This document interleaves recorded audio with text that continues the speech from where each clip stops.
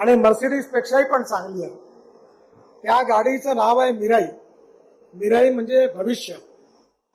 आणि त्यामुळे आता शेतकऱ्यांनी गहू, तांदूळ, ज्वारी, मका याच्या बरोबर हवाई इंधन, डांबर, त्याचबरोबर पेट्रोल डिझेलचा पर्याय असणारा इथेनॉल आणि सीएनजी हा कसा तयार करता येईल याच्या धोरणाला आपण मान्यता दिली आहे.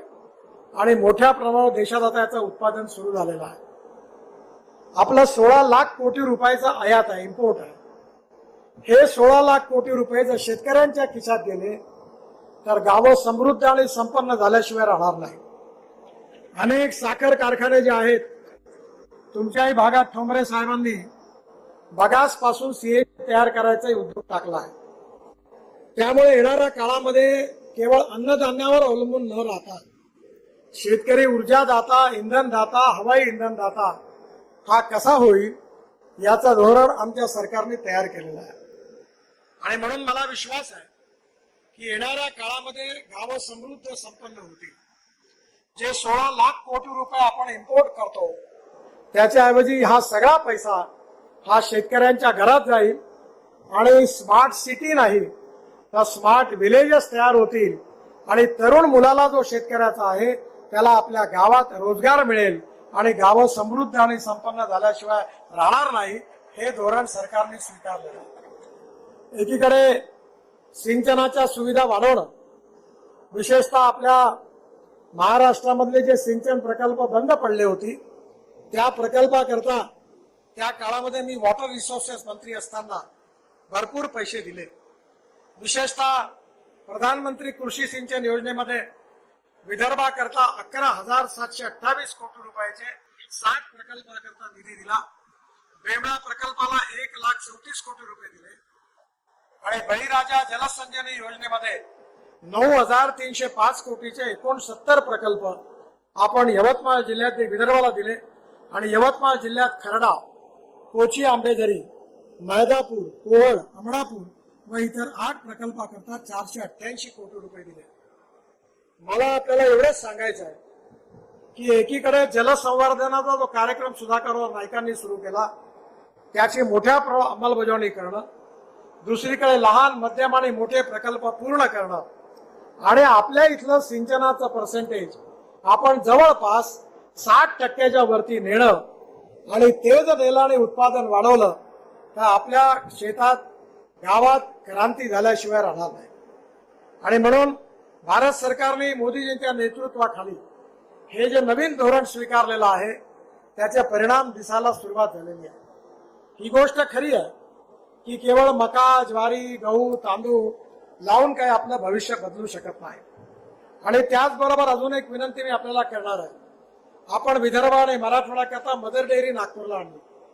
मदर डेअरीचा 450 कोटी रुपयाचा प्रकल्प सुरू होता आणि आपण 40 लाख लिटर दूध विदर्भातून घेणार आहे.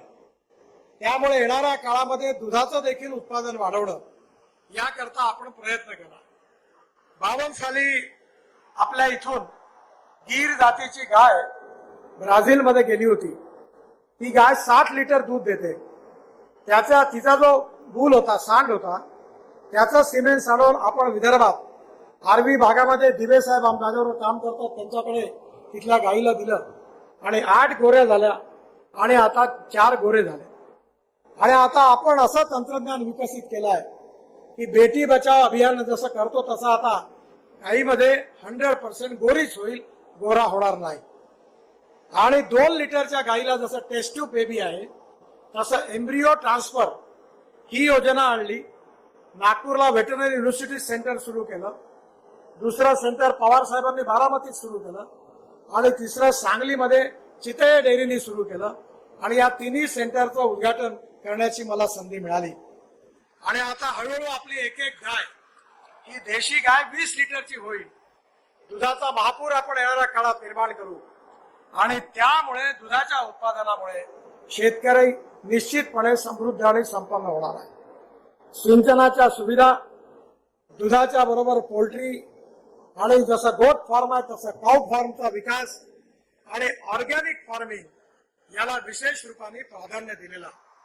मला विश्वास आहे की जो धोरण मोदीजींच्या नेतृत्वाखाली भारत सरकारने आखलेली आहे त्याचे परिणाम आता दिसायला नक्कीच सुरुवात होईल आणि नक्कीच गावं समृद्ध संपन्न झाल्याशिवाय राहणार नाही. आणि म्हणून ही जी काही 60 वर्षाची धोरणं होती ती आता बदललेली आहे आणि बदलत्या धोरणामुळे गाव, गरीब, मजदूर, शेतकरी याचं कल्याण कसं होईल, गावं समृद्ध संपन्न कसे होतील याच्या आधारावर आपण विचार केलेला आहे. मला विश्वास आहे की आपल्या यवतमाळ जिल्ह्यात देखील यात मागे राहणार नाही आणि पुसद देखील मागे राहणार नाही. आणि म्हणून हा विकास करायचा असेल तर आपल्याला मोदी साहेबांच्या नेतृत्वाखाली एनडीएचं सरकार आणलं पाहिजे. आणि ते जर सरकार आणायचं असेल तर राजश्रीताईंनी आता ज्या ठिकाणी भाषण केलं, मी त्यांच्या गोदावरी क्रेडिट कोऑपरेटिव्ह सोसायटीत गेलो होतो. त्या देशात ठिकठिकाणी त्यांनी शाखा उघडल्या, महिला बचत गटामध्ये चांगलं काम केलं, अतिशय कर्तृत्वात आणि यवतमाळ जिल्ह्यातल्या इथल्याच भूमीमध्ये त्यांचा जन्म झालेला आहे आणि त्यांच्याजवळ कार्य आणि कर्तृत्वामध्ये नेतृत्वाचे गुण आहेत आणि म्हणून त्यांना आपण या ठिकाणी तिकीट दिलेलं आहे. एक अतिशय उत्तम कर्तृत्वान, शेतकऱ्यांचे प्रश्न समजणारी आणि महिलांकरता बचत गटाच्या माध्यमातून उत्तम काम करणारी आणि सहकार क्षेत्रात उत्तम काम करणारी अशी त्यांची प्रतिमा आहे. आणि मला विश्वास आहे की लोकसभेमध्ये यवतमाळ जिल्ह्याचा आवाज बुलंद केल्याशिवाय त्या राहणार नाही असा मला पूर्ण विश्वास आहे. म्हणून आपण सगळ्यांनी त्यांना प्रचंड मताने विजयी करावं अशी विनंती करतो. धनुष्यबाण त्यांचं चिन्ह आहे आणि आपण त्यांना नक्की विजयी कराल असा विश्वास व्यक्त करतो. आणि आपण मला या ठिकाणी थोडा वेळ मला आराम करून मी आलो, कारण उन्हामध्ये हेलिकॉप्टरचे पण एसी बंद होता, इथेही हवा नव्हती आणि टेम्परेचर खूप जास्त असल्यामुळे थोडा मला त्रास झाला. त्यामुळे मी आपली क्षमा मागतो आणि पुन्हा एकदा राजश्रीताईंना विजयी करावं असं आवाहन करून माझं बोलणं संपवतो. धन्यवाद, नमस्कार. माझ्याबरोबर जोरात म्हणा, भारत माता की.